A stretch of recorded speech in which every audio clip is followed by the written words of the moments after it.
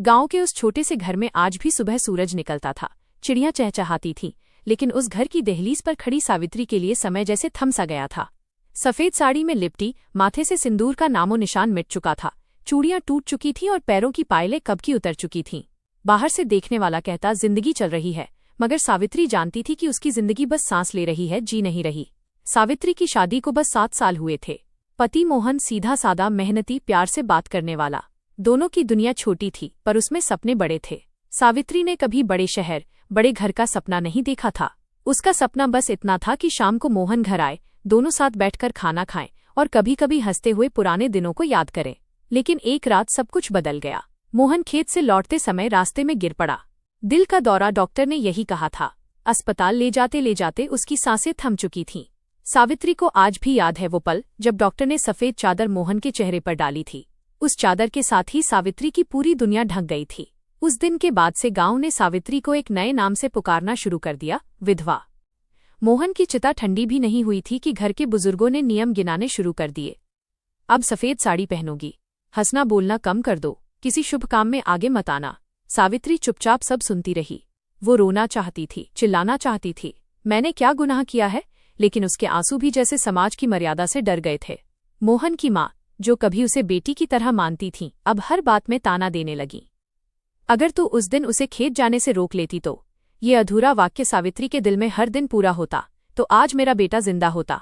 गांव की औरतें सहानुभूति के नाम पर आकर बैठतीं, मगर उनकी आंखों में जिज्ञासा होती, दुख नहीं। अभी तो जवान है, भगवान जाने आगे क्या होगा। इन बातों ने सावित्री को अंदर से तोड़ दिया। उसे लगा जैसे वो कोई इंसान नहीं, बल्कि एक बोझ बन चुकी है। मोहन के जाने के 4 महीने बाद सावित्री को पता चला कि वो मां बनने वाली है। ये खबर उसके लिए खुशी और दर्द दोनों का संगम थी। वो खुश थी कि मोहन का एक हिस्सा उसके भीतर जिंदा है, लेकिन डर भी था, क्या ये समाज उसे इस बच्चे के साथ स्वीकार करेगा। जब उसने सास को ये बात बताई तो कुछ पल के लिए घर में सन्नाटा छा गया। फिर सास ने कहा, बच्चा तो भगवान की देन है, पर अब तुझे और जिम्मेदार होना पड़ेगा। जिम्मेदारी, ये शब्द सावित्री के लिए अब नया नहीं था। मोहन के बाद से वो हर सांस जिम्मेदारी में ले रही थी। गर्भावस्था के दिनों में सावित्री ने कई बार महसूस किया कि लोग उससे दूरी बना रहे हैं। न कोई उसके सिर पर हाथ फेरता, न कोई प्यार से पूछता, तू ठीक है। वो रातों को जागती रहती, पेट पर हाथ रखकर बच्चे से बातें करती, तू आएगा ना, तू ही मेरी दुनिया बनेगा। एक दिन सास ने साफ शब्दों में कह दिया, हम बूढ़े हो रहे हैं, खर्चा बढ़ रहा है, तू कुछ दिन मायके चली जा। सावित्री समझ गई, ये सिर्फ कुछ दिन नहीं था। मायके में भी हालात अलग नहीं थे। पिता की आर्थिक हालत कमजोर थी, भाई अपनी दुनिया में उलझा हुआ। माँ ने प्यार से उसे गले लगाया, लेकिन उनकी आंखों में चिंता साफ झलक रही थी। बेटी, तू यहाँ तो आ गई, पर आगे क्या? इस सवाल का जवाब सावित्री के पास भी नहीं था। एक दिन गांव में सरकारी योजना के बारे में जानकारी देने एक महिला अधिकारी आई। उसने विधवाओं के लिए सिलाई, कढ़ाई और स्वरोजगार की बात की। सावित्री पहली बार किसी ऐसी सभा में बैठी जहां उसे सिर्फ बेचारी नहीं, बल्कि काबिल समझा गया। उस दिन घर लौटकर उसने माँ से कहा, मैं कुछ करना चाहती हूँ। माँ ने हैरानी से देखा, लोग क्या कहेंगे? सावित्री ने पहली बार धीमी मगर दृढ़ आवाज में जवाब दिया, लोग तो वैसे भी कुछ न कुछ कहते ही हैं माँ। ये वाक्य उसके जीवन का मोड़ था। रात को सावित्री देर तक सो नहीं पाई। एक तरफ समाज का डर, दूसरी तरफ अपने बच्चे का भविष्य। उसे लगा जैसे मोहन उसके पास बैठा कह रहा हो, सावित्री रो मत, तू मजबूत है। उसकी आंखों से आंसू बहते रहे, लेकिन उन आंसुओं में अब कमजोरी नहीं थी, एक संकल्प था। वो जानती थी कि राह आसान नहीं होगी। हर कदम पर सवाल उठेंगे, उंगलियां उठेंगी, लेकिन उसने तय कर लिया था, वो सिर्फ एक विधवा बनकर नहीं जिएगी, बल्कि एक माँ, एक औरत, एक इंसान बनकर जिएगी। सावित्री की जिंदगी अब 2 धड़कनों पर चल रही थी, एक उसकी अपनी और दूसरी उसके गर्भ में पल रहे बच्चे की। जो संकल्प उसकी आंखों में जन्मा था, वही संकल्प अब उसके कदमों को दिशा दे रहा था। समाज की दीवारें ऊंची थीं, लेकिन सावित्री ने तय कर लिया था कि वो सिर झुकाकर नहीं, बल्कि सीना तानकर चलेगी। सिलाई कढ़ाई प्रशिक्षण केंद्र का पहला दिन उसके लिए किसी परीक्षा से कम नहीं था। कमरे में बैठी ज्यादातर औरतें उसे पहचानती थीं, वही विधवा। कुछ की आंखों में सहानुभूति थी, कुछ में उपेक्षा। सावित्री ने सब अनदेखा कर दिया। उसने मशीन के सामने बैठते हुए खुद से कहा, आज से मेरी पहचान मेरे काम से बनेगी।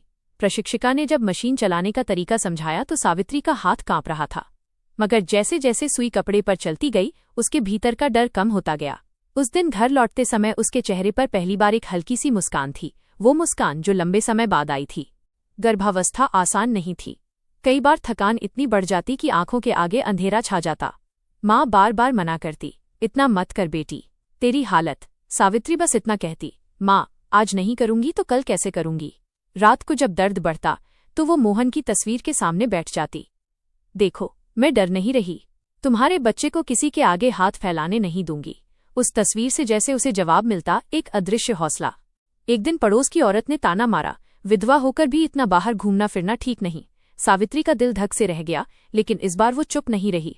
मैं काम सीखने जाती हूँ, पाप करने नहीं। उसकी आवाज में डर नहीं था, आत्मसम्मान था।